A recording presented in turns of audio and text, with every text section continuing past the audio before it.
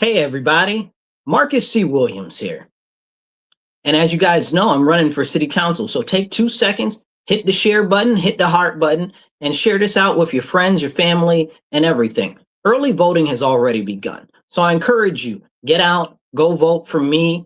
And you can actually go on my website, Rochester.com, and there's a link to show you where your voting place is if you want to figure out where your voting place is for regular election day. Now, I want to talk to you tonight about some very important things because this will probably be one of my last longer broadcasts specifically on the city of Rochester before the election. I want to appreciate you all for your support, and I want to encourage you guys, please donate.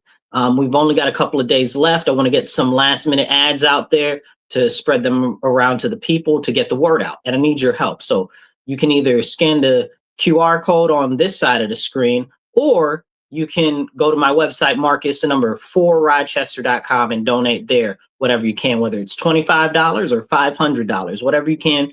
Please donate. We need them in the closing days. Now, let's jump into it.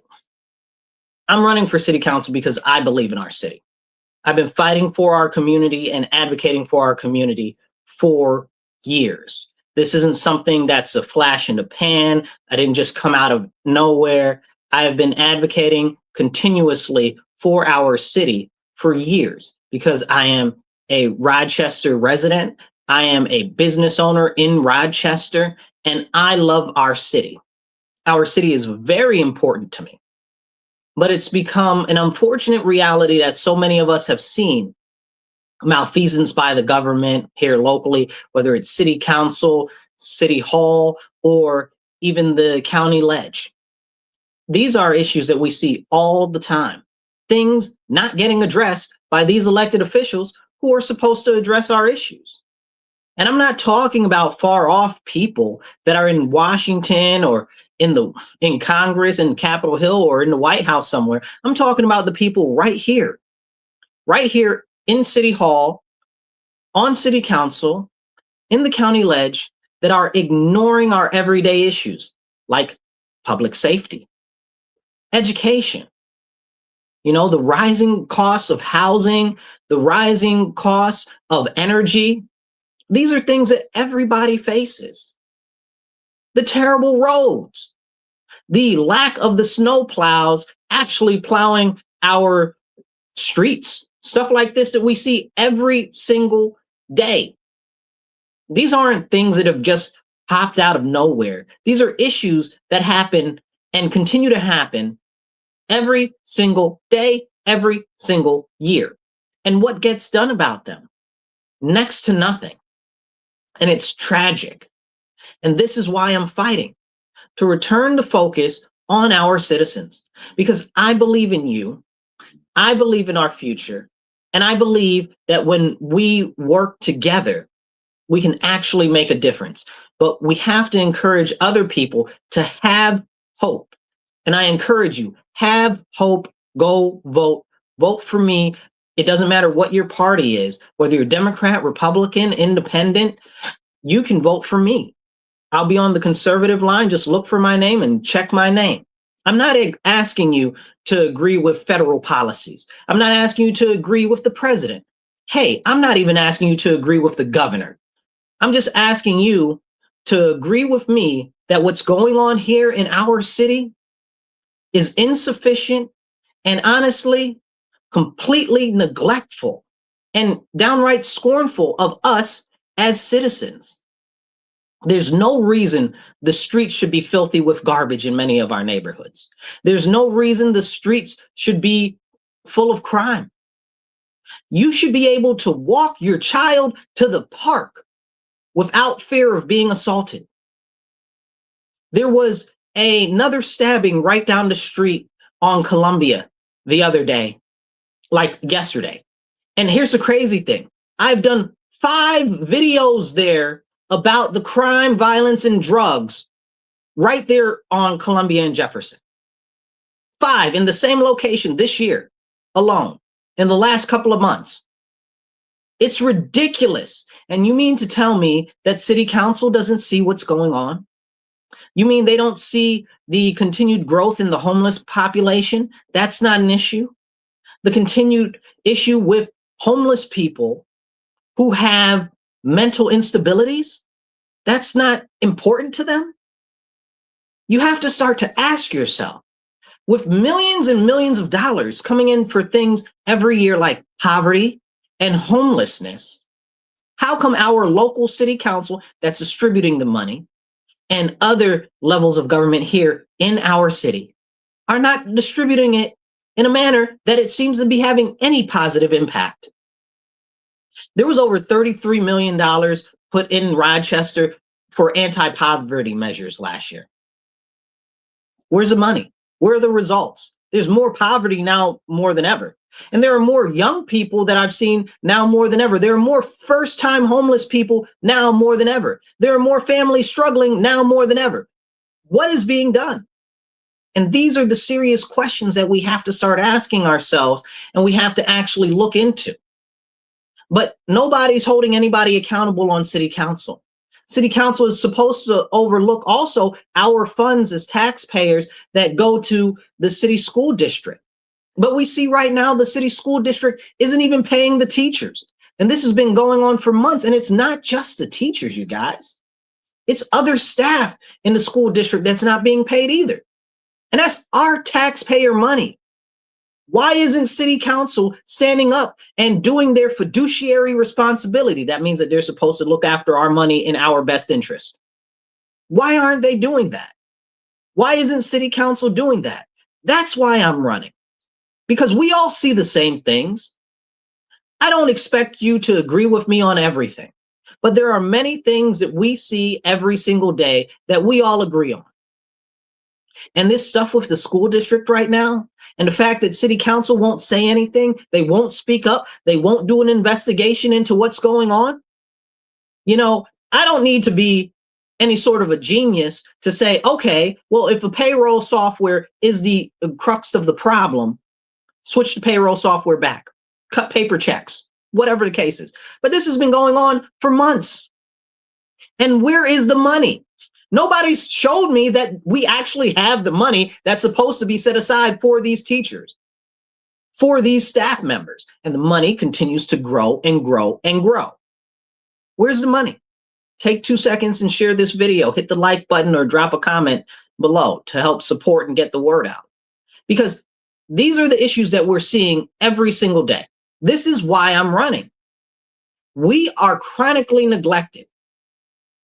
I've been advocating for years for public safety. I've been advocating for years for real solutions for our city that will help move us all forward together in a positive way.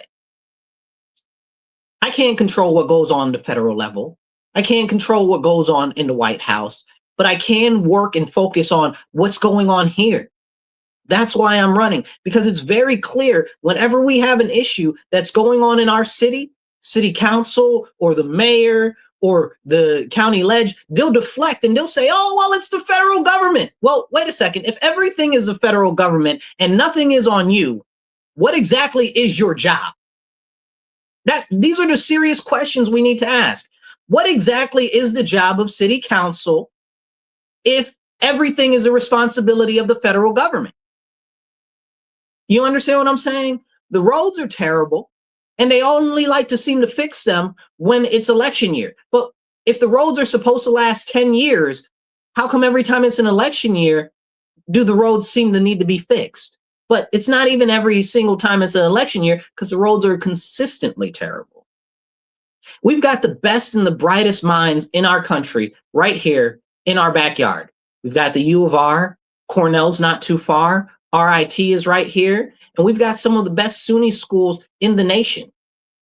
You mean none of them have any concept of any ideas that can improve the way that we maintain our roads to actually stop costing our citizens thousands and thousands of dollars every year in things like tire rotations, new axles, new calipers, okay? Stuff like this really impacts people, especially those that are living paycheck to paycheck or are working and struggling to take care of their family.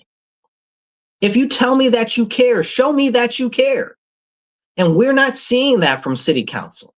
They don't care about us, but you matter to me. And that's why I'm running. And I encourage you to vote for me for city council. As far as the roads go, one of the biggest issues with that is the maintenance of them. The roads are supposed to last 10 years. It's very clear that they don't last a year, maybe two, you know? Now they've got this whole new design where they're just putting gravel down. They don't even put any blacktop on the gravel, and they don't even tamp down the gravel. They just say, oh, well, loose stones and let all the cars roll over it and let the stones mess up your undercarriage and your tires and the side of your paint and your house and punch people in the eye while they're walking down the street because rocks are flying everywhere. That's not acceptable.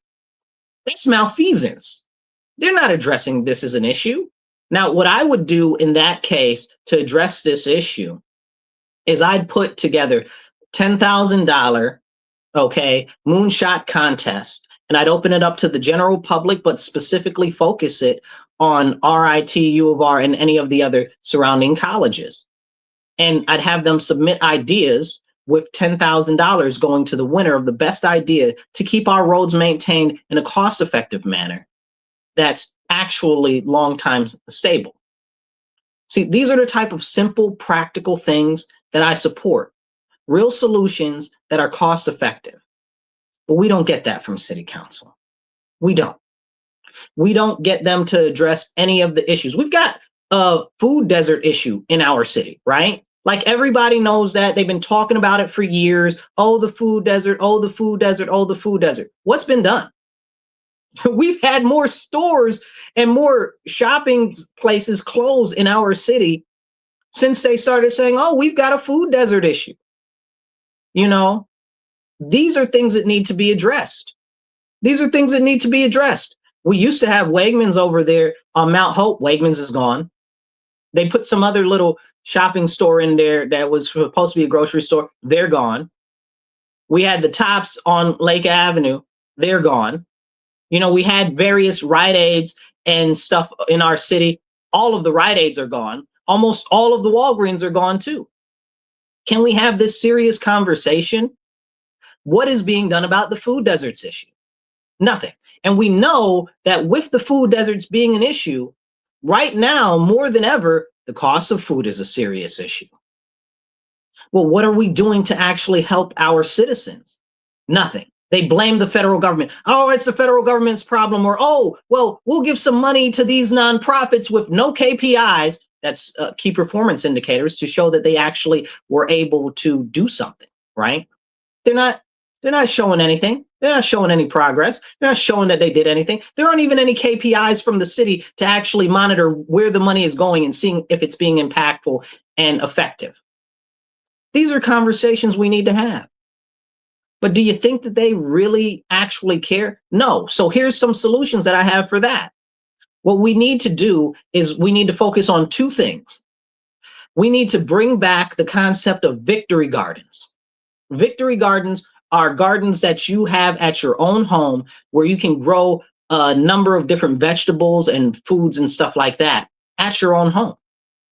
The city could sponsor that, but they just gave like $2 million to is $1 million. They gave $1 million to some nonprofit to do community gardens. There aren't all those community gardens in the world for $1 million. Stop playing in my face. You understand what I'm saying? Hit the like button, hit the share button, get out, make sure you vote for Marcus C. Williams for Rochester City Council this year. Early voting is open. Election day is November 4th. Share this video, drop a comment, help the algorithm. So as we talk about these solutions, victory gardens is the solutions. The garden that you can put at your house. This will help a number of residents, and those residents that have leftover food could, well, help others, right? Like that's the sense of community that we need to be fostering. Community members helping other members in the community. But are we actually looking towards that? No. The second solution would be also focusing a program from the city to help them get it together. Like the city doesn't have to continue with it. It can be a community-driven project, but the city should focus on getting off the ground a program where it helps the citizens buy meat in bulk, like beef or like poultry, right? Like we get all of this money for food into the city, and then where does the money go? So what we do is we can take the citizens that would like to participate in such a program and say, hey, we're going to buy cows. We're going to buy chickens. Who would like to put money in a pot to buy some chickens? Who would like to put money in a pot to buy some cows? So we can have meat in our city. And what we would do is we'd put the money into a trust type situation. The amount of money that you put into the trust would be the like shares in a trust. Think of it like that. And then that's how much meat that you would get out of the receipt of the meat, of the poultry and the beef. So this is a real concept. This is something that can really be done. There are already friends and family that I know that have where we go out, we go half on a cow or something like that. Like this is a real thing. We've got dozens of farms here locally that produce poultry, that produce beef. And we can actually help them and keep the money here locally, which means that it's going to be more likely to circulate in our local economy, which is another serious problem that we have, is the flight of capital from our area. Not just the city, but the whole Monroe County region. And this is a real solution, something that's really tangible, that's cost effective and impactful that we could do in our city. But what city council solutions? They don't have any solutions. And this is the crazy part. So I'm presenting to you real solutions that are tangible, that are cost effective, and that can be implemented. Real things. That's what I'm about. And again, I don't expect you to agree with me on absolutely everything, but I promise you all of the legislation that I'm going to put forth is going to be real, impactful, and achievable. And that's what I'm about. Because we get too many empty promises on homelessness, empty promises on drugs, empty promises on the schools. The schools have been an empty promise for everyone for decades, stealing away the future of our children. And what does city council do about that? Nothing. They don't even say anything. They're like, oh, let's just throw some more money at them. Can we be real? And we know that the quality of the education ends up leading towards more crime and more violence. And we know that the quality of the education ends up leading to economic issues if it's not quality education. Like, can we talk about that? How are we going to have job placement from schools if the kids are graduating and they're functionally illiterate? By the way, you guys, our school system is the second highest funded district in the world, in the country. Okay. And it's $1.4 billion. Okay. $1.4 billion, the second highest funded school district in the nation. So don't let them ever tell you they don't have enough money. It's all lies. It's that they don't spend our money in a fiscally responsible manner. Then on top of that, we've got the second lowest proficiency rate in the nation. Not in the state, in the nation. In the state, we're the lowest proficiency rate in the state. Second lowest in the nation. What are we doing if we're spending more money than all the other districts in the country? Make it make sense. You mean there are people that get way less money per student? Way less money per student? Even, and see, this is an important concept that people need to realize. Even the suburban schools in the surrounding districts get less per pupil than the city does. So why are our schools so messed up? Clearly, it's not about the money. But is city council doing a look into that or anything like that? No, they can't be bothered. Why bother? But they've got a fiduciary responsibility to us as taxpayers, and city council isn't even upholding that. Hit the like button, hit the share button, help get this message out there, okay? Because we need to encourage more people to vote this year and vote for me, Marcus C. Williams, for Rochester City Council. Doesn't matter what your party is, you can vote for me. Now, as we have these serious conversations, it's frustrating, you guys, when we talk about the issues with the education, and I'm going to come back to the education in a minute, because what upsets me the most is that for years and years and years, we have had so many empty promises and so many things that they tell us that they're going to do on city council that never materialize. And even though we get tens of millions of dollars every year allocated, all of these funds allocated for this, allocated for that, we don't ever see any positive real result. We see different neighborhoods, like they're redeveloping downtown. I live in the Southwest. I didn't ask them to redevelop downtown. I have neighbors over here who need help, that money invested in helping them fix up their properties. You understand what I'm saying? Like, why do I care about what's going on downtown? People don't live downtown. Oh, wait, they're moving people in downtown and they're building up downtown instead of building up our communities. They're out here doing this tens of millions of dollars for a skate park, when over here at Troop Street Park, we got ratty holes in all of the soccer nets and there's big holes in the ground. Okay, you go over on Clinton, okay, you could try to go over to a park over there, everything's riddled with needles. You understand what I'm saying? But we want to put in a skate park. Who is that skate park for? It's not for a focus on us as citizens, not on scale. When we got ratty behind city parks, you understand what I'm saying? Like, this is a issue with focus and an issue with focused investment. Where is it focusing on our actual community members? But they got more money to put up high cost housing, when what we really need is money to actually encourage home ownership. What we really need is them to put in policies that prevent foreigners from all the way across seas that aren't even stateside from buying up all our property. There's no reason somebody in China should be buying property in our city. There's no reason why somebody from Germany should be buying property in the city. They don't even live here. Why is that happening? And we're selling off all our family homes, single family homes, double homes, to investors that are not even local to this nation, more or less even local to this region. And then we wonder why the property prices are going crazy. In the area in which I live, there's a house not too far from me down the street. It's $200,000.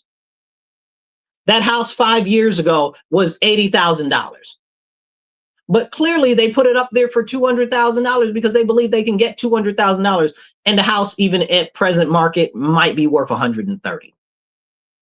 But it shows you that this is putting prices of housing further and further out of reach for our citizens. What's City Council doing about that? Nothing. Oh, we're going to build a couple of houses that cost us $500,000 to build, which are less square footage than the average house that's here. Wait, let me get this straight.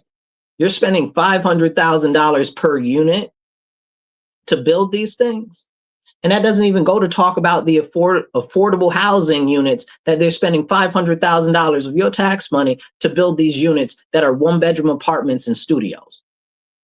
And City Council is okay with this because City Council is supposed to be our advocates to the state level. So when state funding comes here, we should be focusing on home ownership. We should be focusing on people that want to move from renting into getting a home. We should be focusing on families that are struggling. We should be focusing on that. But are they? No. They should be advocating to the state level for money for those type of programs. But it's not happening. We continue to get overlooked. We continue to get underserved because what are they doing? Looking after their investors, looking after the people who are funding their campaigns. I'm running a grassroots campaign so that I can work and represent you, not non-local businesses, not these foreign investment companies, okay?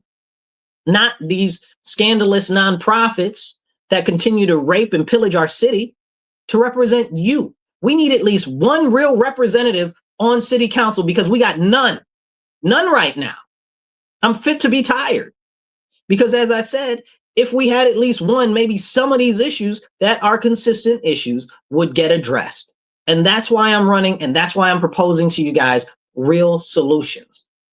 So please hit the like button, hit the share button, share this out there on your page, in groups and stuff like that, and drop some comments. Even if you just drop a heart or a thumbs up in the comment, it helps the algorithm. So take 2 seconds and do that. Let's get into some of the issues with the crime and some of the solutions that I've got going on. So I'm all about the real solutions that are practical, implementable, feasible, and cost effective. Here goes some. And if you can, please donate. There's a donation link right over here. You can scan it or you can donate right there on the website, marcusnumber4.com. We've got a couple days left. I want to get some more ads out and send some more mailers out. so we can let more people know, so we can win this victory, so I can represent you and we can get some real representation and somebody that's going to listen to us on city council. But you got to get out and vote too. Marcus C. Williams for Rochester City Council. We got to get people out to vote. Now, talking on the crime, they'll tell us the crime is down. Bold-faced lies. We got some of the highest crime in the whole state. Even Mary Lupian came out and said, oh, well, the crime is up all over the country, but it's up a lot here more than other places. When I heard Mary Lupian say that, I was shocked. She's finally admitting it. And that's a beautiful thing, because the first thing to address an issue is to admit that it's a problem. And that's how we need to be moving forward, addressing it as a real serious issue. We've got one of the largest per capita violent crime rates, but they keep saying crime is down. We've got almost 2,000 per 100,000 crime rate of violent crime. That doesn't include all of the petty larceny, the stealing from the stores and stuff like that. That doesn't include all of the carjackings, and that doesn't include all of the car thefts. None of that is included. And we still have really high crime. So what we've seen is a continued reclassification of crime and a continued gaslighting by our elected officials, telling us that everything is fine. Don't believe your lying eyes. Oh, your grandma got mugged yesterday at the bus stop. Don't believe that. That's not a problem. Things aren't bad. What? Who are these people? Where do they live? Like, they say that they're from the community. What part of the community you're from? Some gated facility that you don't know what's going on? Like, when was the last time you walked Jefferson or walked Clinton? Right? When was the last time you walked Chili and you talked to some of the residents about safety?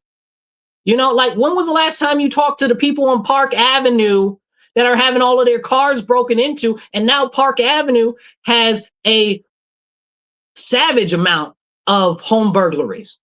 Make it make sense. That's Park Avenue. Park Avenue is having a rash of home burglaries and hundreds of cars broken into. So if that's Park Avenue, you tell me what's going on Jefferson. You tell me what's going on Portland. You know what I'm saying? Like, come on. Like, if you're going to tell us that crime is down, don't play in our face. These are the serious issues that we have. So vandalism is up. Carjacking is up. Car theft is up. You know what I'm saying? Craziness. What are they doing to address it? They don't want to lock criminals up.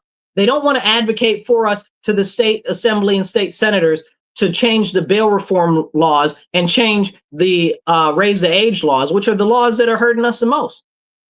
Maybe they were well intended, but clearly they're not working for us. And they'll tell you, oh, well, it's not the laws, it's the judges that are letting the people out and stuff like that. Well, you know why the judges are letting the people out? Because it's a judge's job to uphold the law, right? A judge can only go work within the parameters of the law. So if the law says that the judge can let them out, it is the law that is the problem. The judge might be a little bit of an issue, but it's the law that is the problem. So why won't you advocate for a closing of those loopholes? You understand what I'm saying? I just was watching a video somebody shared with me the other day. They said that this guy crashed right into them, into them as they were walking on their bike, trying to cross the street. Because, you can't always ride your bike across the street. So they were trying to go through the crosswalk, crashed into them, and then hopped out of the car and fled and had an ankle monitor on. Now, this isn't the first time that I've heard stuff like that. I saw a car crash into a building the other day on the news. The guy ran away, had an ankle monitor on. We've seen all types of crazy stuff. Again, not far from where I live, down off of Jefferson, the guy that had the ankle monitor on Frost shot the guy in the head and killed him. So these are serious issues we're having in our community. But why is it happening? Because people are seeing that crime isn't punished, and they do not see our local elected officials holding the people that are writing these laws accountable. That's their job, you guys. City council is supposed to advocate to us to the next level of government. I've advocated to city council to do that, to hold them accountable, to actually do press conferences every month, at least once a month, to say, hey, these laws are hurting our community. Please go back and amend them. Look at them. See what needs to be changed. But they won't do that. They refuse. We got 1.5 people on city council that even will talk about the issue. It's crazy to me. And it's upsetting and frustrating. These are conversations we need to have, but it's not being had. So what we need to do with that is we need to actually demand accountability from our state elected officials, but it's only going to happen if there's pressure from our local officials. You know why our local officials won't pressure them? Because they're scared they'll get pushed out of office. That's why they won't pressure the state to fix the laws, because they're still scared they'll get pushed out of office or they'll run somebody against them in another campaign. How are you more concerned about your own position in office than you are about representing our people? And I'll give you a great example of that, and we'll get back to this because I got some other things in relation to the crime I want to give you as proposals and solutions. So I spoke to one of our city council members, okay, Bridget Monroe, at the Lyle Avenue Music Festival, okay? I said, there's this law they passed. It's the sanctuary city law, right? You would think that the sanctuary city law is just about illegal aliens and stuff like that and trying to allow them to stay. No. They put in the law that grown men can be in the bathroom with little girls and women and in the shower facilities for city facilities. So that includes the parks, okay? That includes the rec centers. You mean to tell me that it's okay for grown men to be in bathrooms with little girls and in showers with little girls in city pools? Make it make sense to me. This is a law. Go look it up. Okay, I don't have it in front of me. I thought I had the paperwork. Actually, that's a lie. I do have the paperwork right here. Right here. Here's the paperwork right here. This is the paperwork right here that says that men can be in the bathroom with little girls and in the shower facilities with little girls. This is it right here. Matter of fact, I'll read it to you. I wasn't planning on reading it, but I done got into it. Okay. It shall be unlawful due to discrimination being the owner, lessee, proprietor, manager, superintendent, agent, or employee of any place that's a public accommodation, resort, or amusement to directly or indirectly deny access to a public bathroom, locker room, dressing room, or bathing facility that is designated for a gender that is most consistent or most closely aligned with the patron's gender identity or gender expression. Now, hold on now. That's problematic, and let's talk about it. Why is it problematic? Because it says gender identity or gender expression. It doesn't say both, okay? It doesn't say a dude that thinks that he's a woman and also carries himself like a woman. It says either or.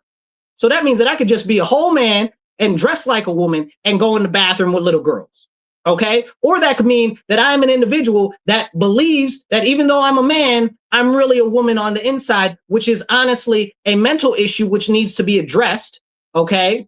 Because if you were born a boy, you stay a boy, okay? Men are men and women are women. You can't change that. There are only two genders. There are only two sexes. All the rest of that is phooey. But that's not even what my point is on this situation. The point is this. This says that you can't even question whether somebody it actually identifies that way or whether what actually is gender expression. It says you can't even question that. This is crazy. This is absolutely crazy. And it's very frustrating. It's very, very, very, very frustrating. You know, and it's scary to me that somebody went out of their way and put in it bathing facilities. I've never used the words bathing facility in a sentence in my life. You understand how much extra somebody went in and did on that? If you got kids, if you got grandchildren, if you got nieces and nephews, this is what city council passed 9-0, and they shoved it into the sanctuary city laws. So you would think that it was about illegal aliens, but it's not. Trash. 9-0. And we got somebody on there that calls themselves a Christian preacher. We got somebody on there that calls themselves a Jew. Really? Religious or ethnic? Which one is it? Because these two people that should be men of faith, men of God, clearly are going for nonsense. You understand what I'm saying? We got fathers on city council that voted for this nonsense. Do you want a little girl, your little daughter or your little niece to be in a bathroom with a grown man? And they'll say, oh, well, it's about transgender people and stuff like that. Did it say transgender? Did it say transgender? It didn't say transgender, did it? Okay. It said gender identity or gender expression. It didn't say nothing about trans, nothing right there. So don't tell me what it does and what it doesn't say, because I can read and I got eyes. But did they bring this to the attention of the public? Absolutely not. Of course they didn't, because if they brought this to the attention of the public would flip out. And we need more people to see behind the closed curtains of what city council is doing, because clearly they won't tell us what's going on. And I will definitely be on a bristle to tell you what's going on. Okay? Because this is crazy. This is absolutely crazy and abhorrent. Now, I spoke to Bridget Monroe at the Lilac Festival about this, and I said, you got to go back and change this because the citizens don't want that. And she said to me, out her mouth, bro, out her mouth, well, we're on city council. We do what we want. Excuse me. No, you do not. And this is what I told her. I said, excuse me. And I said it very nicely and very plainly. I said, excuse me, ma'am. No, you do not do what you want. You are supposed to be our representatives. You are supposed to do what we want as the people, not what you want as yourself. And this is a problem, because if this is what you're telling me is something that's positive, why would you hide it? Why wouldn't you tell the people that this is something that you're doing? Call them and find out, because this is for real. This is the stuff that they do behind our backs. And if they would do something as major as this behind our backs, imagine what else they're doing. Imagine what else they're doing. So I encourage you guys, get out, vote for me, Marcus C. Williams for Rochester City Council. And please do donate if you can, whatever you can, $25 or even $500, whatever you can, so we can get some ads out. It's the last couple of days left. Do what you can. You can donate online right there. Marcus, the number 4rochester.com/donate, or you can scan the QR code right there. Now, as we have this conversation about them doing shady, shysty stuff behind our back, we have to understand that the city council is supposed to represent us.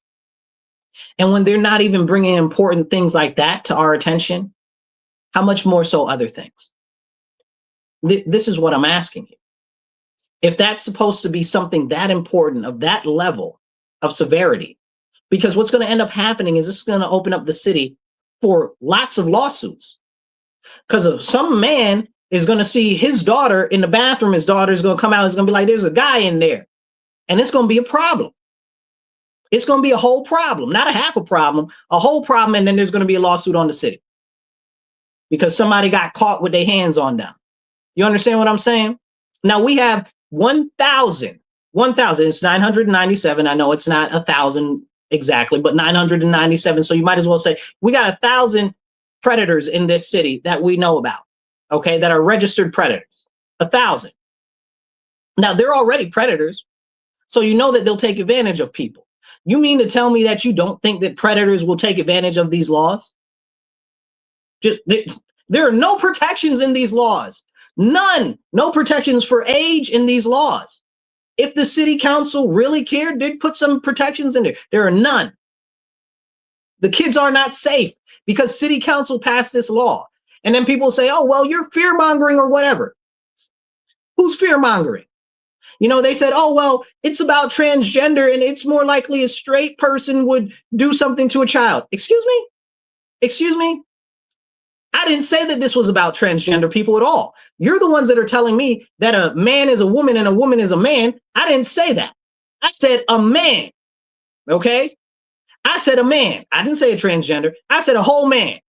I said, because of the way that the law is, a whole grown man can be in the bathroom with little girls and women, and we can't even question or say anything about that, boo. And you passed that.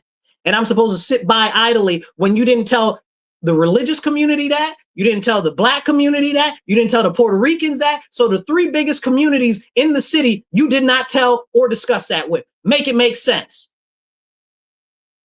So we need to be questioning stuff like that, but nobody's in there seeing what they're doing. They did this under our noses, And that's the frustrating part of city council, because they can do stuff like this. And now it's a sanctuary city for all of these people and all of this crazy stuff. Okay. But it's not a sanctuary for you as a citizen. Is it a sanctuary for you as a citizen when you can't walk down the street and feel safe? No, it's not. Sanctuary implies safety, but there's no safety for us as average everyday citizens. illegal aliens might have safety. People that claim that they are men but are really women, or women that claim that they're really men, or vice versa, might be good for them. But if you want to walk down to the store with your child, you might get jacked.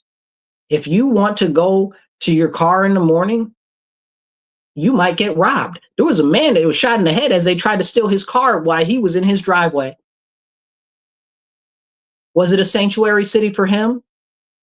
Okay. It's a sanctuary city for criminals, though, because we don't put criminals in jail. But us law abiding citizens, not a safe haven for us. So it's about priorities. And I believe that you and your safety should be our priorities. I also believe that shady, shicey stuff should not be being done in the darkness. But somebody's got to shine a light on the darkness, and I will be that light. Now I want to go back to crime, and I want to address some of the issues with crime real quick and give you some of my solutions. Please hit the heart button, hit the like, hit the share, get this message out there. And drop a comment, drop a thumbs up or a heart or just a hi, or I support you, or I voted for you, right in the comments. Okay. Also, drink water, stay hydrated. But it's so disgusting, it makes me want to spit. Now, as we have this conversation about public safety, I've got a couple of concerns and a couple of solutions. Right now, we know we don't have enough police. Okay. We also know that it's hard to find police, and it's hard to file police reports. They made it more difficult. You used to be able to do a police report right on the scene, fill it out, all that. Can't do that anymore. Now, if something happens, you got to call in and go downtown to go file a report. Who's got time to do all of that? Especially if it's a serious type of situation, or you're scared or anything like that. Why is that? That needs to be changed. We didn't used to do that. City councils are the people who set the policies for the police, so they can actually change that, you guys. Now, that's number one thing that needs to be done. That's simple. The number two thing, which I said, was the advocating to the state level to fix the bail reform and the raise the age laws. And we can do that very simply. Call them out, let the people know who is actually responsible for these different issues in these laws, and demand that the laws are changed. It's not complicated. It's just that they don't want to do these type of situations. We could also actually make a proclamation to start off that says that this is another part of the solution, that crime is unacceptable. And I never in my life thought that I would have to say that we need a proclamation to say that crime is unacceptable in our city. But clearly, we let crime go unimpeded and abated. What are we doing? What are we doing as a city? So we need a proclamation that says crime is bad. And that blows my mind that we need something like that. But it's very clear that we need something like that.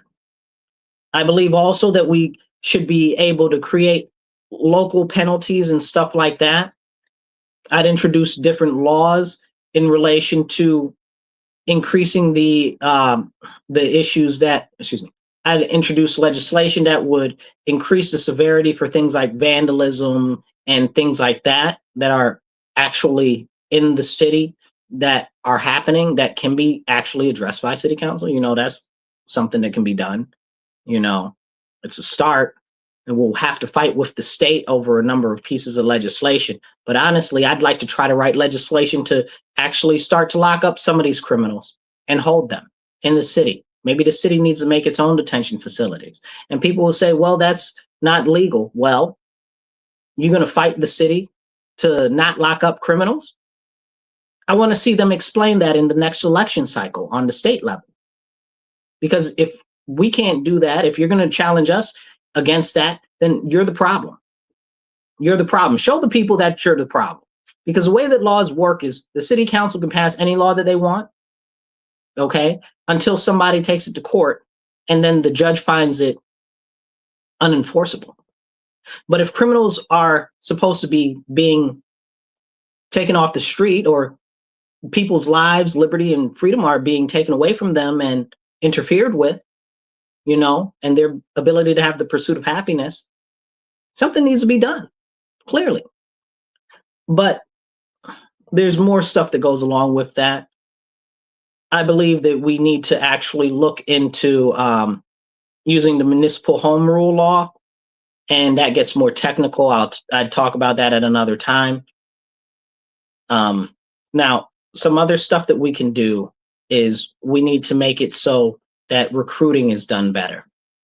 And I've got a couple of concepts of programs that we could do for that, for recruiting, including a program to get people into the police force starting in high school. And I put this out. This is funny because I put this out last year, I put it out the year before that. I put this because I give my solutions to city council, because it's not about being in the office, it's about getting the daggone thing done. So finally, the police are starting to re-enter this type of a program for, I believe it's like police explorers or something like that. But that's a concept similar to something that I was encouraging to actually do, which is like the youth police training. And what you can do is you can do that in like a similar to an ROTC program, but they can matriculate right out of school, right into the police force. Like no lines, no waiting. So my plan will be a little more extensive. These plans are all on my website. You can go look them up in the My Plans section if you hit the main menu. So that's definitely something that's very, very, very important. I also have the solution for police presence in different neighborhoods. It's a program called Police Blocks. And essentially what it would do is it would allow people to have little small, like, think of like the boxes that you see on construction sites that look like containers, like we could put those as little like mini police reporting stations. And we can also use them as a resource hub for the community. So we'd have one light duty officer there or a training officer there that can just listen to the concerns in the different communities. Now we've got all of these empty lots that are all spread across our city, and most of the empty lots are in the highest impact neighborhoods of crime. So if we just plop one of those right there on one of these places, it'll start to actually develop more of a relationship with people in the community. And that's a good thing. We can also actually have somebody maybe once a week or so come in from resources or social services or something. There's a resource office in the city. I forget what it's called. It used to be attached to the police force. If you know what it is, what it's called now, drop it in the comments.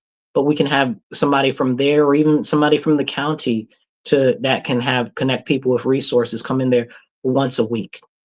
Like real solutions that are tangible, that are cost effective, that are implementable. Even somebody that's light duty officer or somebody that's retired, give them some option to actually have some extra work, because we know that even being retired right now, a lot of people that are retired need to work.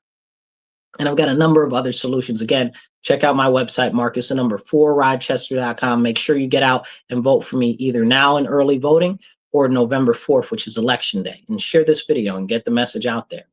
Now, I want to go in and I want to try to go through some of these other things a little expeditiously.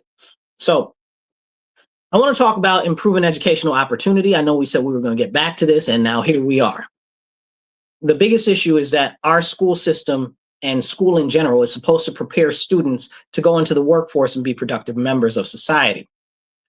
We talked about how most of the kids can't read, can't write, can't do basic math, and 75% of the students right now can't even read. Like, it's crazy. Forget on grade level. We're talking about first grade level, and they're graduating. That's something that seriously needs to be addressed. But what we're seeing is the fact that youth and the students don't see that any of the material that's being taught is of value. We can't save everybody, but there are a number of students who are able to actually achieve more if we give them the opportunity. But the opportunity is being stolen away from the schools. So here are some of my suggestions for that.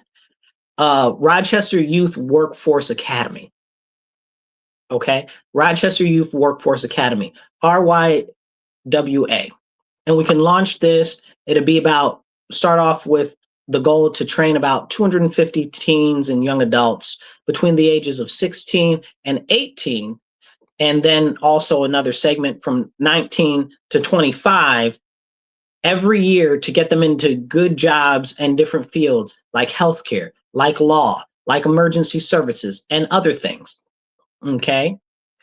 And what it would be is it would be basically what will be is a 12 to 24 week worth of courses.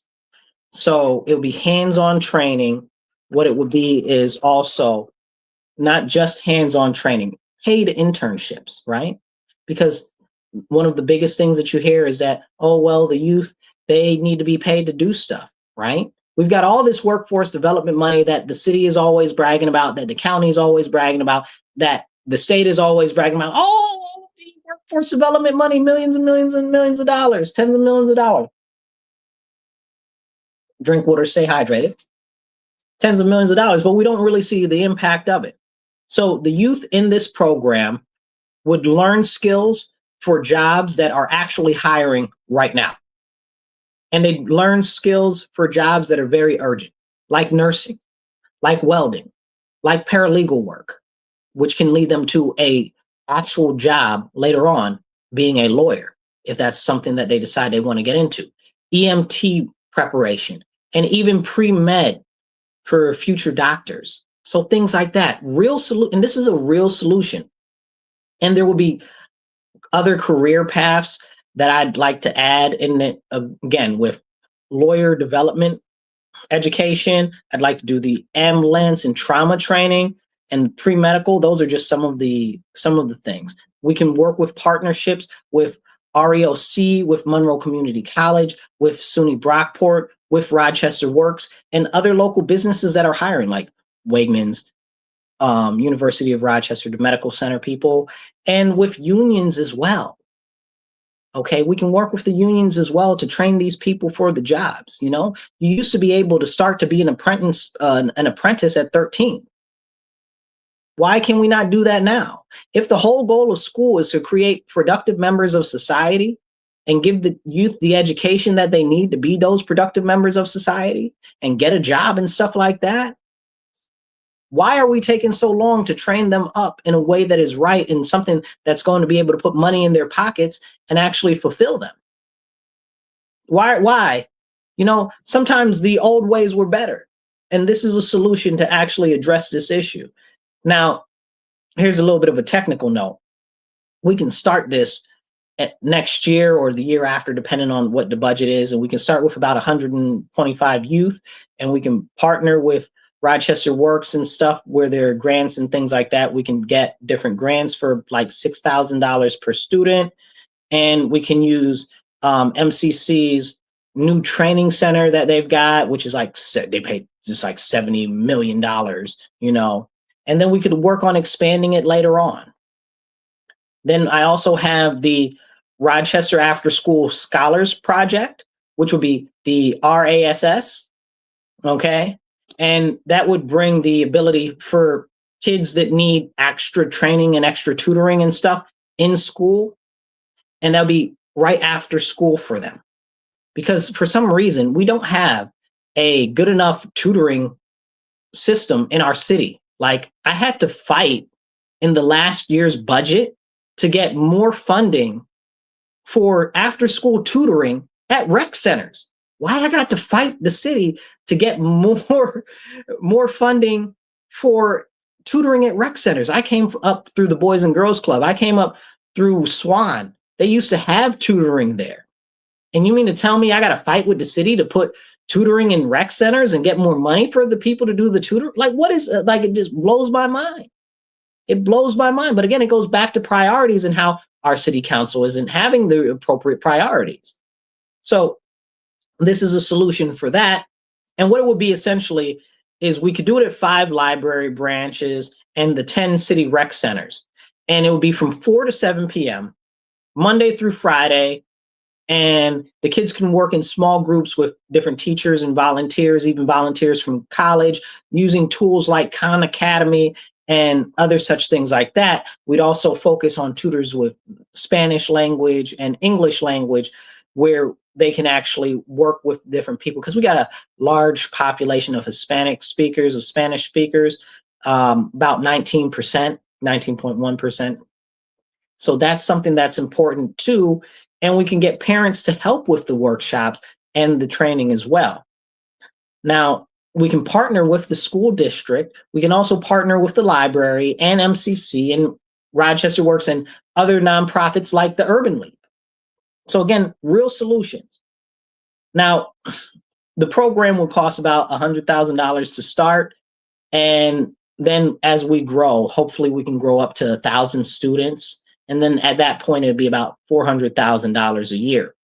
Now, there's different that can be paid with city funds, state funds, there's education grants, and even library support. So there are ways to fund these programs. And again, I'm about practical, financially responsible, and the actual implementation being something that's realistic. And this is something that's realistic. And the goal here will be to increase the graduation rate and get youth into jobs and apprenticeships. So this is something that really, really, really can be done and should be done. So these are some of the solutions that I have. And I got other things too, but I encourage you, please hit share, hit the like button, get this message out there and encourage people to go vote for me. Marcus C. Williams for Rochester City Council. You can vote for me no matter what your party is, Democrat, Independent, working families, conservative, whatever. You can vote for me. Just look for my name. I'll be on the conservative line and just check it. And tell 10 of your friends, tell 20 of your friends, tell all of your family, tell everybody in your neighborhood to get out and vote for me so that we can get some real representation with some real solid ideas and proposals and somebody that we're going to be able to actually get stuff addressed with.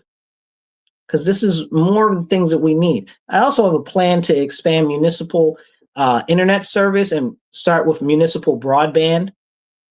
Now, there was just a grant where the county is working on expanding some of the broadband stuff where they're like, it's like $30 or $25 and stuff like that. It's kind of unclear the longevity of that program or how that's going to work. But again, I put this idea out before they put that out there because a lot of people can't really afford it.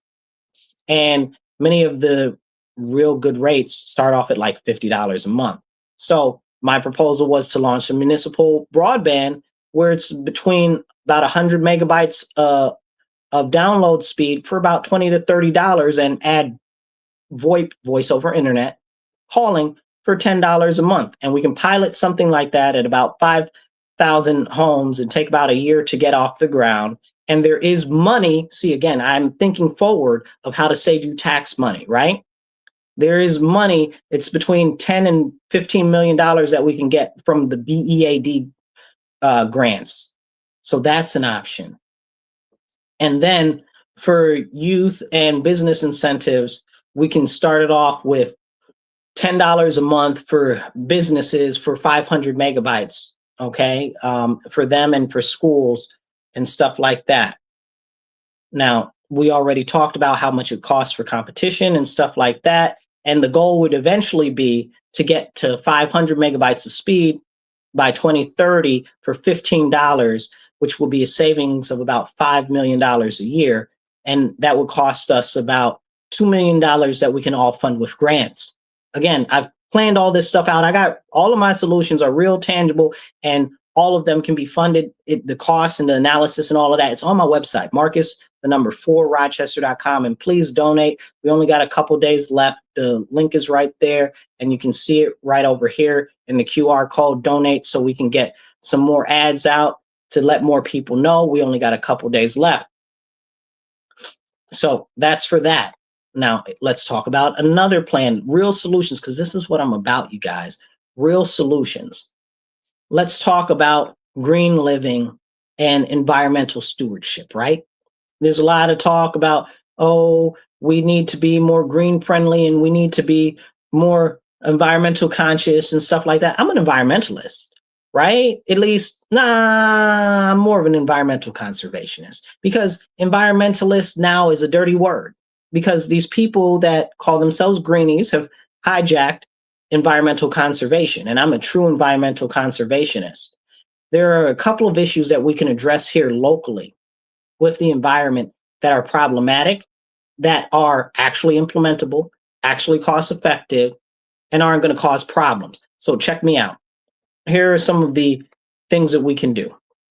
We're going to address the following issues: light pollution from the blue LEDs that affect not only human issues like your circadian rhythm, your ability to sleep. It also affects the plants and nature and the animals and stuff like that. So if we're going to say we care about the environment, let's show them. We can switch those to amber LEDs, like similar to like the sodium lights that we used to have, that type of color, because that's better for the environment. Now we can start up a pilot program with that, with about a few hundred lights, and we can get $500,000 in grants for that. The money's already out there. The second issue is food waste and waste management and recycling insufficiencies. If you guys didn't know, the majority, like it's like 95% of everything that we put in the recycling bin ends up in the garbage dump. So that's a big issue. So I'd work on expanding composting here locally. Okay, and we can do it here locally. I'd say we'd put about $100,000 into that. Again, there are various things that we can do to get that money. I've got different resources on my website to explain it. We can also work on programs to address the decline in pollinators. I was just over on Upper Monroe at their garden that they had over there, and we were talking about the bees that they have there and how there was this push to get rid of the bees and only make it for commercial use. And that's crazy when we have such an issue with pollinators. But that also goes back to the way that we have people maintain their yards. So what we should do and we should focus on is promoting natural gardens and promoting natural gardens with local species. Okay. And we can do a pilot program of about 500 gardens, and there are about $200,000 worth of grants that we can get for that. Now, also, again, I already talked a little bit earlier, but it ties into this, a home farming program. And that is something that we can do to promote victory gardens. I'd also suggest on top of that, 2 chickens for every house, so, and it sounds like a joke. I'm serious, because chickens produce eggs. They also eat food waste. So this cuts down on food waste in our garbage and stuff like that. Now, in order to get these chickens and to get the help for the at-home victory gardens, we would set up a program where they teach the people about how to take care of the chickens and how to take care of the garden and stuff like that. And then we'd allow them to get 2 chickens. So setting this up to start this off, we can do about 200 gardens and about 100 sets of chickens. This would be about 200 chickens, because 2 per household. And it would only cost about $150,000 to start up. So that would help people be more food secure right in their own home. Like if we're talking about food security is an issue, here is a real solution. Victory gardens and allowing people 2 chickens per household, that we can actually get them 2 chickens per household and teach them how to take care of them. Of course, again, if you're just tuning in, hit the like button, hit the heart, and share this and get it out there. This is a real solution. They've done these things in other areas. So I'm not just pulling these things out of my nose. It's real, it's feasible, and we can actually do this. Now, we can cut back on light pollution 40% with what I'm talking about. We can cut back on 5,000 tons of food waste, which amounts into over $500,000 in savings. And that's not even including the food savings that people will now get from being able to grow their own food and have their own chickens and their own eggs. And somebody might say, well, Marcus, what if they want to eat the chickens? That's your prerogative. We gave you 2 chickens. You decided you wanted to eat them instead of using them for the eggs. That's on you. You know what I'm saying? But the solution is here. We have these as solutions. So that's some of the things I'd address. Again, implementable, practical, fiscally responsibility. Okay, fiscally responsible. All of these things are what I'm proposing with all of these different concepts that I'm putting out there to you guys. Real solutions. And this is why I'm encouraging you to go vote for me and tell everybody else to go vote for me. Now, as far as addressing Rochester's energy issues, which it's very clear City Council doesn't give a flying monkey's uncle about, And it's crazy to me that every time something comes up that's an issue, city council just abdicates their duty and they blame it on somebody else. Oh, it's the federal government. Usually it's mostly the state. That's really the problem, not the federal government. But they don't want to talk about that because they actually talked about the state. That means that they'd have to hold people accountable from their own party because the whole state is blue as far as representation. The Republicans don't have a majority anywhere. Okay, as far as state level, they got the Democrats have a supermajority in the state assembly, and they got a majority in the Senate. So the Republicans can't pass nothing or even really do much of nothing, even if they wanted to. But there's no accountability from city council to the state level because they're Democrats, and those Democrats on the state level might do something to prevent these people here locally from getting reelected. I don't care about that. I care about serving my community and showing you what real representation looks like. Let's jump into some of these energy solutions addressing the issues with RG&E and the costs, right? So some of the costs are real simple. Everybody's got issues with the billings. People don't like these smart meters. The energy is being pushed more and more and more into electricity. So energy costs for that are going up because they want everything to be electric. So the price is going to go up because the state is shutting down power plants. I don't know why the state would be shutting down power plants when you're trying to push everything to electric. So we need more power plants. Make it make sense. Make it make sense. They shut down a number of electric power plants,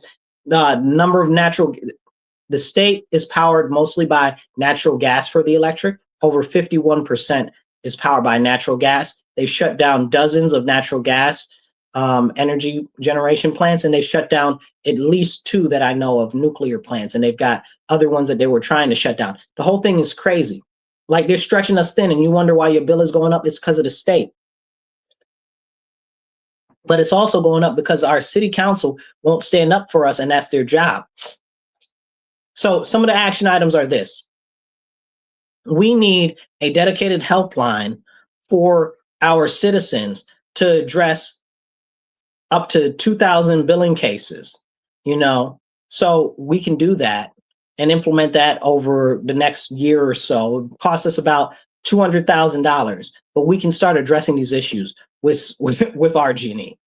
You know what I'm saying? I'd like to know what happened to that RG&E money that the city, not the city, but the state sued RG&E and said, oh, RG&E is billing people wrong, so we're going to sue them for money. Where'd that money go? Did you get a check back? Did you get a refund check from the state in relation to the money that they got from RG&E? No, but you're the one that did it, but the state took your money yet again, as they always do. Don't get me started. But the smart meter issue is very serious. A lot of people don't understand the electromagnetic waves and frequencies that it gives off, that it actually interacts bad with a lot of the human body, but more so than that, it is increasing people's actual bills. We should start to ask why. That needs to be looked into. But instead of it being set up as the way that they have it right now, where it's you have to opt out and you have to jump through 1,000 hoops to not get a smart meter, and then they want to charge you more, even though they're charging you more for everything anyway, it needs to be an opt-in, okay? And we need to put that in law because clearly they do whatever they want. So we're going to put an end to that nonsense because I know a lot of you out there have complained to me about that.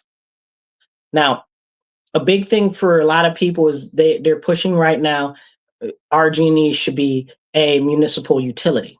Well, what does that look like? And when you talk to the people that talk about it, they don't have a real plan.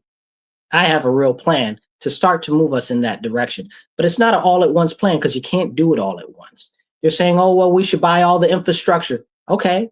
Well, if you buy the infrastructure, who are you going to buy the energy from? You know what I'm saying? Like, you don't control the energy. You don't control anything. It doesn't matter about the infrastructure. Now you got infrastructure that you're going to have to charge people for, and you don't even control the energy coming in. How are you going to lower prices? Who's stupid? I'm not stupid.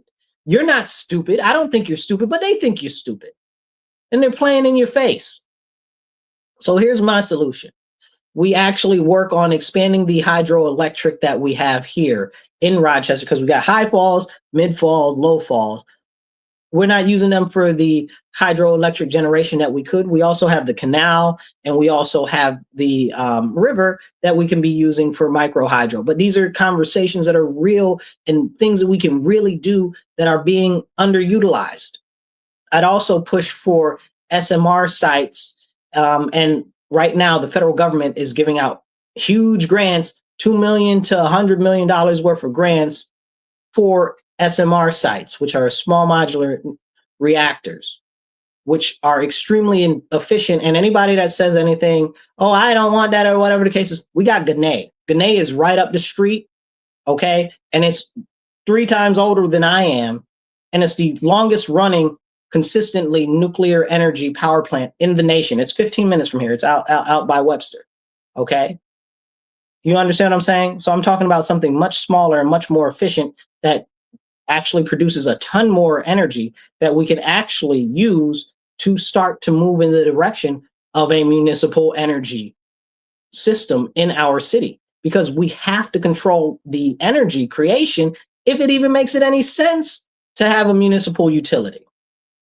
Because otherwise, you're going to be at the mercy of who's ever selling the energy. And it's very clear that the state can't pull their head out of their behind when they keep shutting down and reallocating where the funds are going for energy development. You know what I'm saying?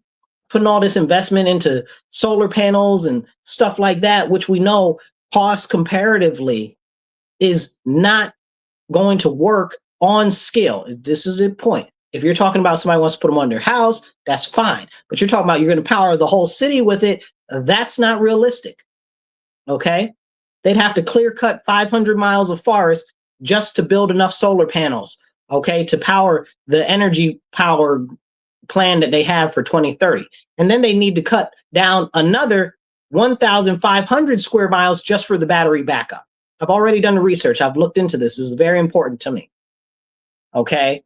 So it's not feasible. So those are the hydroelectric, small modular is what the way to go. And these are real solutions that there is money out there for. Now, long term, we can push to create a municipal utility, but we have to have control over the energy. And with my proposal, that'll end up saving us about $10 million by, if we can scale it to about 200 megawatts by 2035. And we can do that all by using about 100 million to 200 million in grants that's coming from the Department of Energy. Again, I got all of this out, all of it's on my website. You can go look it up, Marcus, the number 4 Rochester.com. These are real solutions. These are real solutions. So feasibly, what I'm looking to do is increase hydroelectric, set up SMR sites, look to prep those and look for the grants and see if it's feasible where we can possibly put one, and then work on fixing at least 2,000 people's bills and getting those issues addressed. And then we can also, with what I'm proposing with the power and stuff like that, we can power over 100,000 homes and 100 businesses. Okay? It's not the solution to everything, but it's a solution to start off and to really start to move us forward with real direction. But we're not getting any of that from city council right now.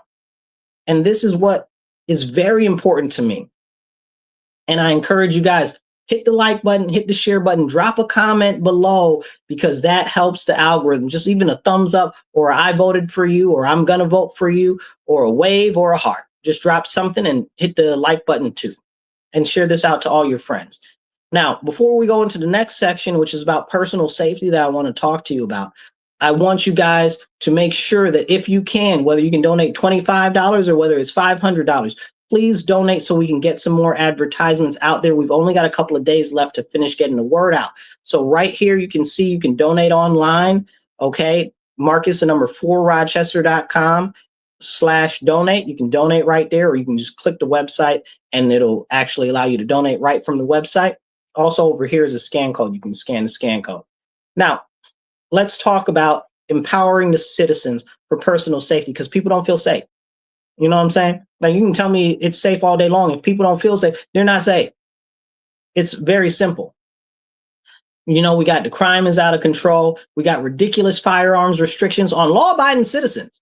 Criminals got all the guns, but for you as a law-abiding citizen, it's difficult for you to protect yourself. or to even own a firearm in the city. Then people are scared about their property and damage to their property, or their property being stolen or break-ins to their homes and stuff like that. And it takes a long time even to get your permit.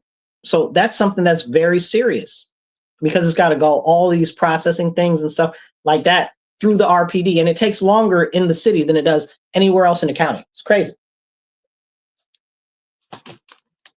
Up to 18 months, I'm hearing now, in the city, in certain places, in certain people that have been doing it. It's crazy. But in other parts of the county, you get it in 3-4 months, sometimes less. So what are the action items for this? One, my first one would be repealing the firing range ban that's in the city. That's right. You need all of this training and stuff to actually get your pistol permit, but you can't have a firing range in the city. So now we know that the people that are the fastest growing number of firearms ownerships are Black women. Now, lots of Black women have children. The people that live in the most underserved communities that are Black women that feel the most at risk, especially the ones that have children or are working, traveling out to go to gun range is not only time prohibitive, it's also additionally cost prohibitive. So the first thing I would do is work to repeal the firing range ban in the city. We need at least one firing range so that people can actually train here. It's ridiculous. I'd also push, and Lord willing, I could get this one done. I can't promise you on this one. The other stuff I can say for sure, we can really push for it and start to make stuff happen. This one I can't promise you, but it would be a dream of dreams. Push for a proclamation that we uphold the Second Amendment, okay, and we uphold the First Amendment.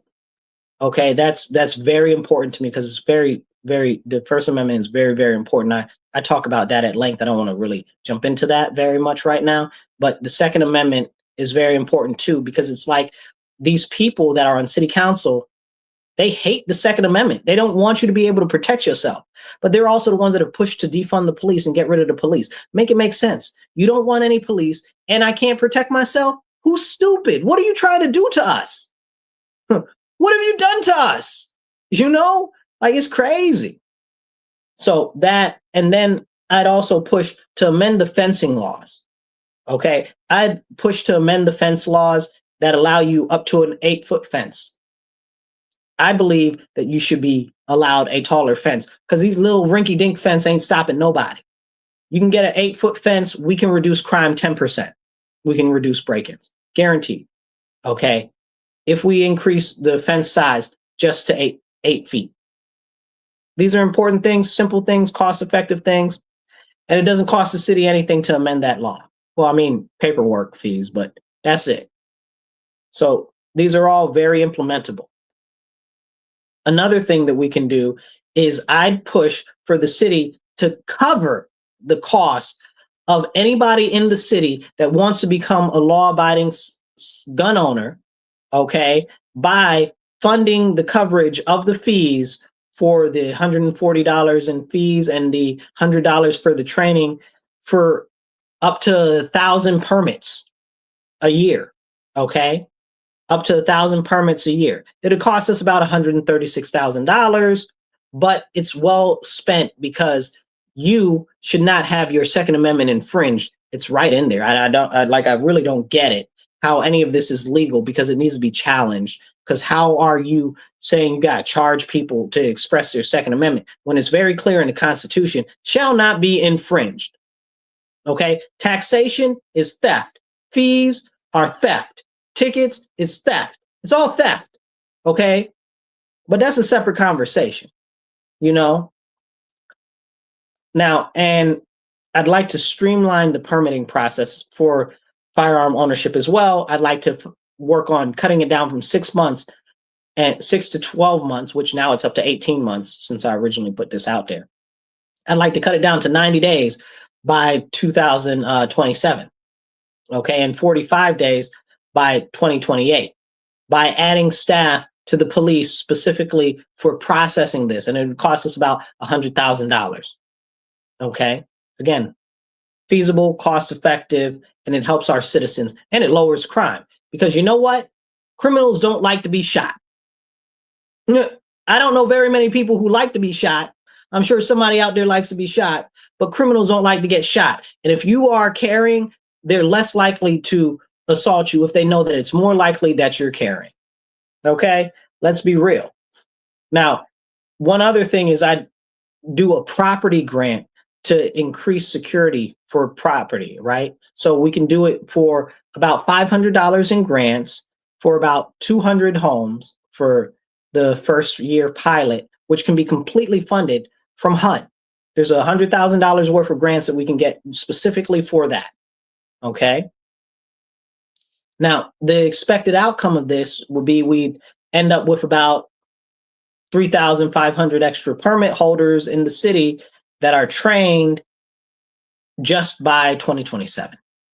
Okay, just under these provisions that I'm working on here, probably even more, but not all of them necessarily would have coverage on the funds for that, depending on how many people push through. Now, it would also cut down about 15% on the property crimes and reduce break-ins 10%. So this is all real stuff that's tangible that can be done. These are real solutions. You guys, I've always been producing real solutions and presenting them to city council because you matter to me. That's why I'm running for city council, because you matter to me. Okay? We don't matter to them. They don't care about us. And somebody's got to stand up for us. This is very serious. What we're experiencing, all of these issues that we've gone through tonight, okay, the crime, the education, the housing, and all of this, okay, the cost of energy, all of this, it's very, very, very important. And I want to jump back into one of the last topics for the evening, which is the housing, because we didn't go through that. I got one more thing after this, but we didn't go through that very much. Now, here are some solutions, right? We talked about home ownership and how we need more home ownership than the renters and how costly it's becoming.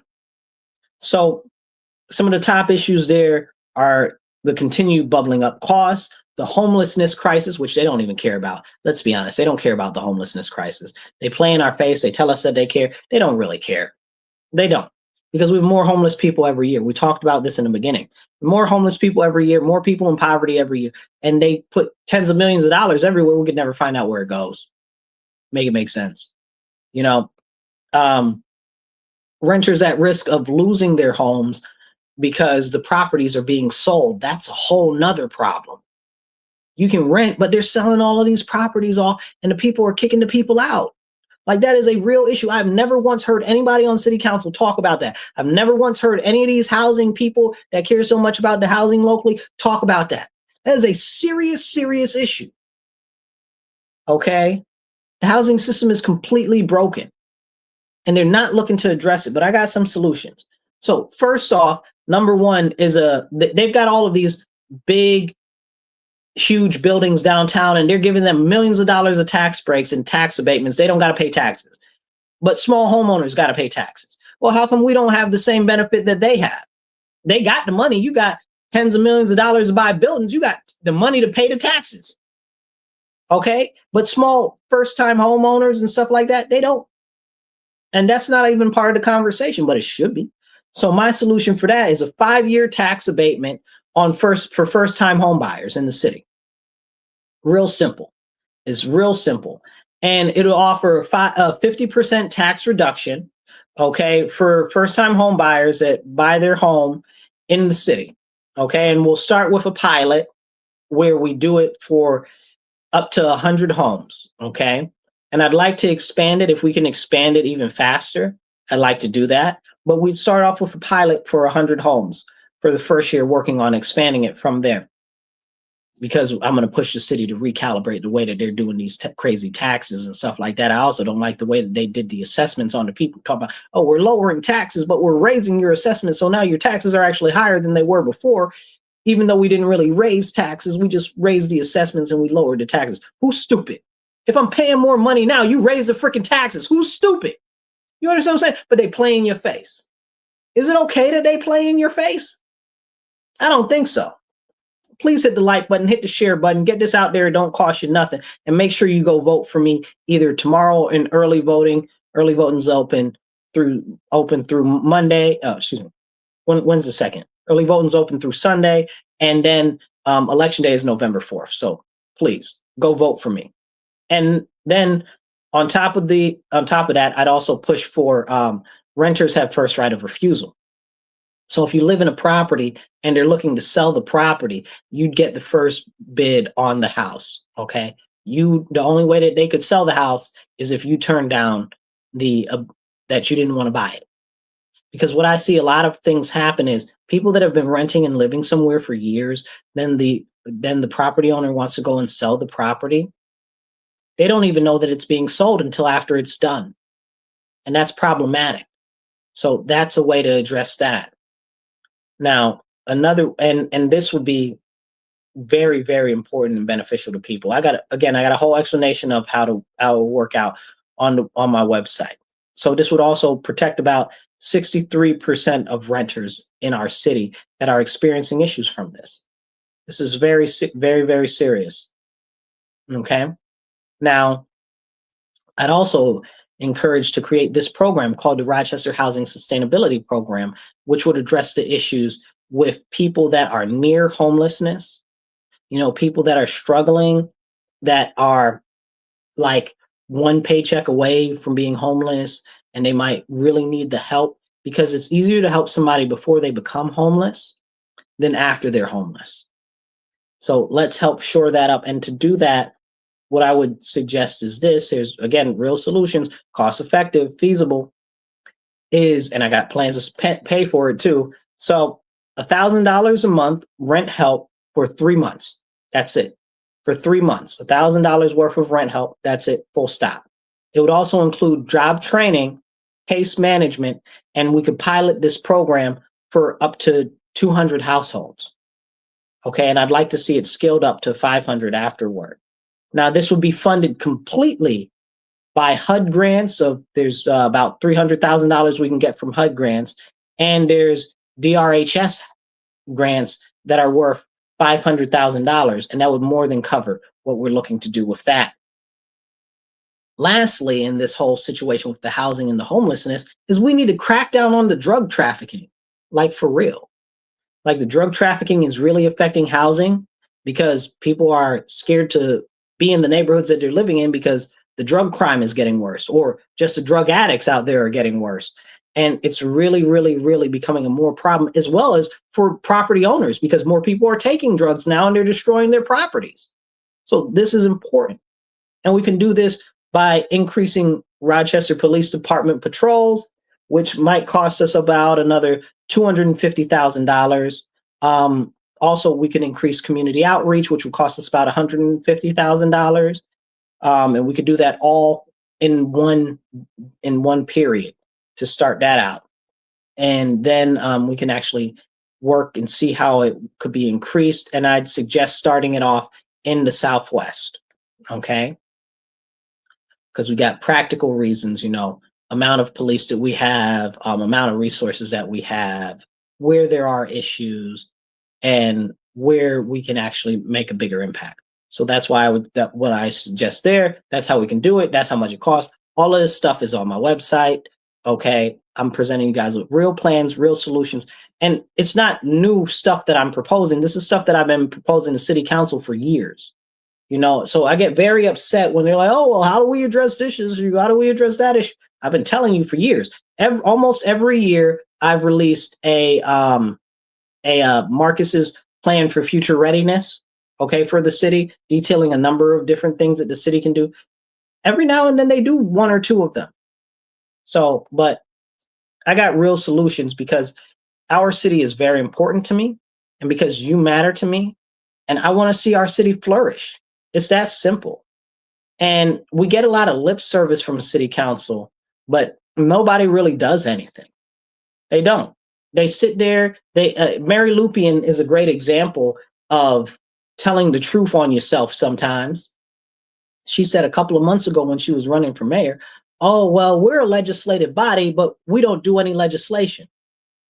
Hold on. What did I hear? Hello? What did you just say? You're a legislative body, but you don't write any legislation. That's your whole job. Like, you just admitted the truth. She said the quiet part out loud that we've all known for years. And that's always been my biggest problem with these people. I present them with solutions that they need to put into legislation. They never put any legislation in. Never. It's all go along to get along. And that's one of the biggest frustrations that I have with these people. Biggest frustrations. Now, I want to go back to the crime, and I want to talk about the youth police corps. This I didn't talk about last time when I was talking about the crime. We did talk about how the police are redoing the Police Explorer program, or whatever they're calling it now. But my program is a little more extensive, which is crazy because I put this out before, and then the police did this, and I put this out months and months and months ago. And I've been suggesting this for the last couple of years. So it's very interesting how that works out. But it's a good idea. So I'm glad that they took it up, partially at least. What it would be is it would be a program that trains youth that's 16 to 18 for careers in the police, and it pays them to actually do the training and the work, and it keeps them out of trouble, right? Like that's one of the big things that we want is we want them to see opportunities for the future, and we can pilot it by starting it with 25 students. And that would be real simple, teaching them skills that are policing skills and teaching them life skills as well, because a lot of youth need that. That's very important. It'll also teach them camaraderie, and we can teach them fitness, which is more than anything such a problem in our area, because so many people have health problems just because of the lack of fitness. So this would help with that. And they'd be working and helping at RPD stations, and they'd be walking with officers and shadowing officers or other police staff, and also put that in tandem with the police boxes because they can do help with that as well. Go back and look at my solution on the police boxes. I was talking about that a couple minutes ago. So this is real serious, and it's a real proposal. Costs us about $100,000 to start up, and then it'll be about $200,000 a year for stipends and staff. Again, because we're going to pay them to do the program, so that they can bring some stuff into home. So, and there's actually money from the DOJ that we can get for this program. So, real solutions. We can also partner with places like MCC, which already has a very serious criminal justice program to help get people into law enforcement. And it's all about getting younger youth into different positions where they can get more experience before they're let out into the world. And that way they can be more productive members of society and go right into the workforce, which is another desperate thing that we so seriously need. Now, these are a lot of the different ideas and solutions. I've got tons of them. I got books full of them, of legislation and policies that we can implement here that I've written up. I'm so serious about this, you guys. I believe in our city, and I'm fighting for you. And that's why I encourage you to vote for me, and tell all your friends, your family, make some phone calls, call in your Rolodex, tell them to tell their friends to vote for me. We can really pull this thing across the line, but it's going to be out to us getting out to vote. Early voting ends on Sunday, and then election day is on Tuesday. Help me spread the word. Hit the share button, hit the like button, hit the heart, drop a comment. It doesn't cost you anything to do any of those things. That's a start. And make some phone calls. Tell your friends. Tell the people at church. Okay? This is something that I'm doing for the people, not for myself, because you matter. And let me tell you this. I'm not going anywhere. I love my city. My city is where my heart is. Rochester is where my heart is. Okay? And I would never prioritize anybody over our city. Okay? And our citizens. You are my priority. Not these shady nonprofits, not downstate people that are money funneling, not the security of this position that I'm running for election for. I don't care about none of that. I care about you, and you knowing that you've got somebody that's going to really represent you. And I want to show you what real representation looks like. Maybe they'll try to run me out with pitchforks because I stood up too much. You know what I'm saying? Maybe they'll try to censor me because I stood up too much and pointed out important things to the community and brought it back to your attention. I might be one term. if I get in there because I've rattled too many bushes. Because I want you guys to understand what's going on and what it looks like to have actual representation. Because we don't have that now. Real representation matters. And I want to give you a real reason to believe and have hope. Have hope, you guys. Go vote. Vote Marcus C. Williams for Rochester City Council. You do not have to change your party to vote for me. Whether you're Democrat, Independent, Conservative, Republican, Working Families Party, whatever, you can vote for me. Just look for my name. I'll be on the conservative line. You just check my name. You don't even need to change your party to do it. And I need you to get out and vote. Turnout is low right now, and that's okay. And you don't have to vote for anybody else on the ballot. I'm not asking you to vote for anybody else on the ballot. Just vote for me. Okay? You don't have to vote for everybody. If you feel like you don't know who to vote for other things, just vote for me for city council. That's it. I'm not asking you for a ton. I'm not asking you for to do any vote anybody else or anything like that. I'm asking you to vote for me. Okay? I would say if you're not happy with the mayor, please consider Louis Sabo. Okay, I know him. He's a solid dude. Give him a consideration for your vote if you're looking for somebody different than Malik. That's my plug for him. Okay, but that's your decision. And I'm not asking you to do any of that, but I'm asking you to vote for me.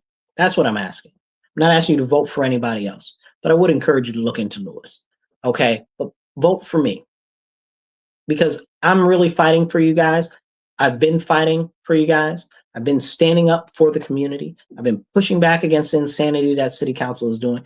I've been pushing back against the malfeasance that they've been on. I've been pushing to shed some light on the different policies and things that are going on city council because they're not bringing it to you.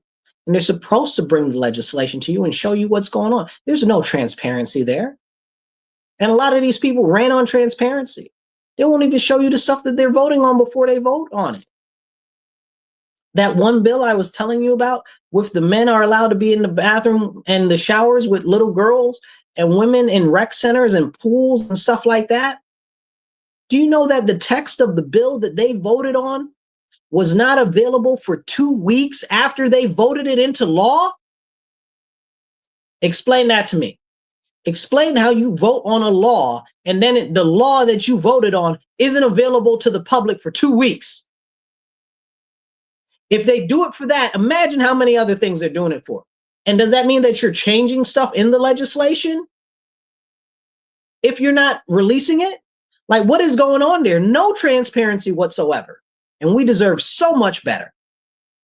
And this is why I'm fighting, because I believe in you, I believe in our city, and I believe in our future. It's so disgusting, it makes me want to spit. You know, let me say this. I'm going to fight for you. Point blank. I'm going to stand for you. I'm not going to shut up either. Because my job as a representative would be to the people, not to political party, not to some donors that other people are beholden to, not to downstate people, not to nobody, to you. Okay? To you. And somebody needs to represent us.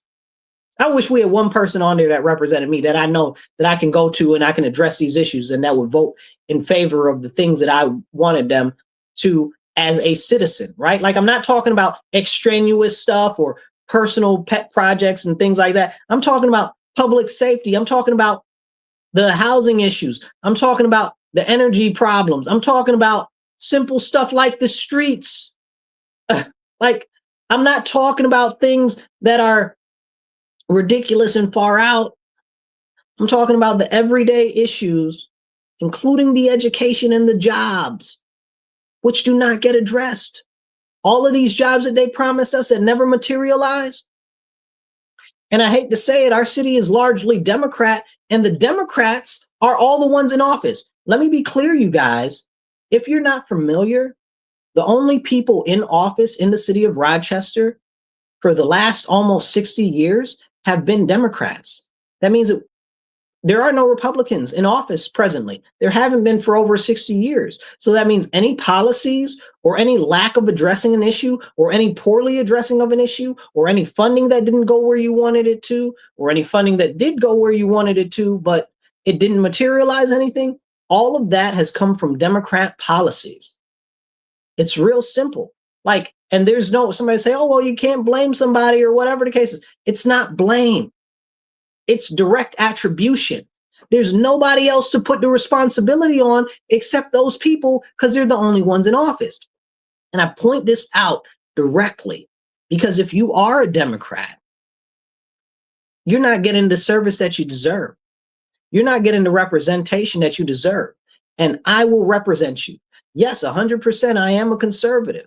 But because I am a conservative, I believe in community. I believe in keeping the government out of your business. I believe in keeping your taxes down. And I believe in focusing on your everyday issues. And we're not getting that addressed by these people right now. So I encourage you, vote for me. You don't even need to change your party. I will continue to fight for you. I'm not just a flash in the pan. I'm not going away. I'm not going anywhere. Okay.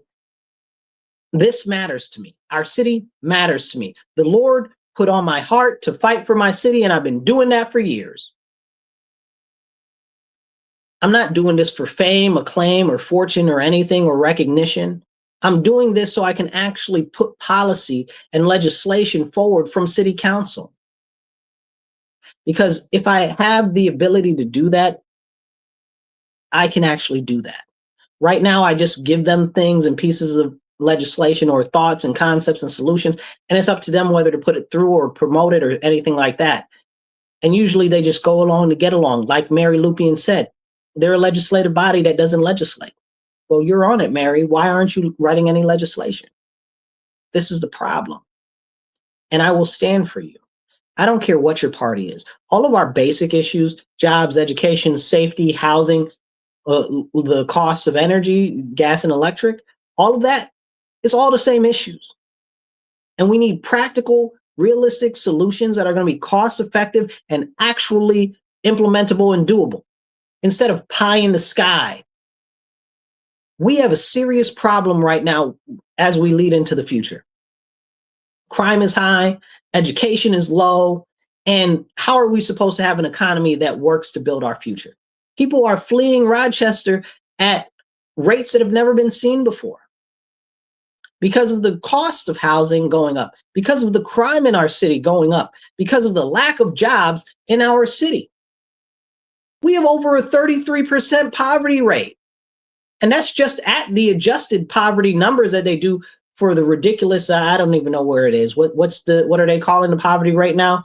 $25,000 a year or something like that. I don't know what they're calling the poverty rate because they use some ridiculous number. When we know good and well, you can make $50,000 a year and you're in poverty. Let's be real. Let's be real. And I know a lot of you guys out there don't make more than $50,000. Actually, the majority of our city doesn't make more than $50,000, which is another crazy thing. But we can't have these real conversations. But if we want to address these issues, we need somebody that's going to represent us. And I will represent you. So share this video. Donate if you can, whatever you can, whether it's $25 or $500, so we can get these last couple of days, get some more ads out. Right down there is the link, Marcus, the number 4, Rochester.com. You can find out more. You can donate right there. There's also the scan code to donate right there. Hit the heart button, hit the like, hit the share. If you're not following or subscribed, do that too. And drop some comments because the comments help the algorithm a lot. Get this out there. These aren't the only plans I have. I have way more plans, but we can't cover them all. It's taken us over an hour, and I didn't even really dig into any of them the way that really do them justice. But I'm fighting for you. I'm standing for you. I'm promoting real solutions. I'm really pushing to make a difference in our community. And again, no matter what your party is, you can vote for me. If you want to see something different, if you want to see real representation, vote for me. Have hope that we can make a difference together. Have hope. Go vote. Vote Marcus C. Williams for Rochester City Council. Early voting is open through Sunday, and Election Day is November 4th if you need to figure out where you need to vote at. You can go to my website. On there, it says where to vote. You click that and you fill it out. It'll give you the information on where to vote. Okay. If you need to do the find out where a open polling site is, please let me know. There's one at 1000 Genesee Street. That is one of the early voting sites. That's the Staybridge Hotel over there. There's another one that's at Edgerton Rec. I believe Edgerton is one of them. Yeah, Edgerton. There's one at Gant Center, I believe, as well still. And there's one that's downtown right at 36 West Main, which is the county building. Okay, those are our early polling sites right here in the city. Okay, go out, vote. Drag 10 of your friends with you. Tell 20 of the people in your Rolodex, tell everybody that you know that lives in the city to get out and vote for me so that we can have real representation, so that you can have somebody that you can have faith in will actually stand up and that will push back against some of the insanity that's going on. But more than that, actually address the issues that we're experiencing every single day. That's what I got for you. Get the message out. I'll catch you guys later. Remember, have hope, go vote, and stand up, speak up, and don't shut up. Take action. Y'all be blessed and be well. I'll catch you guys later. Get the message out.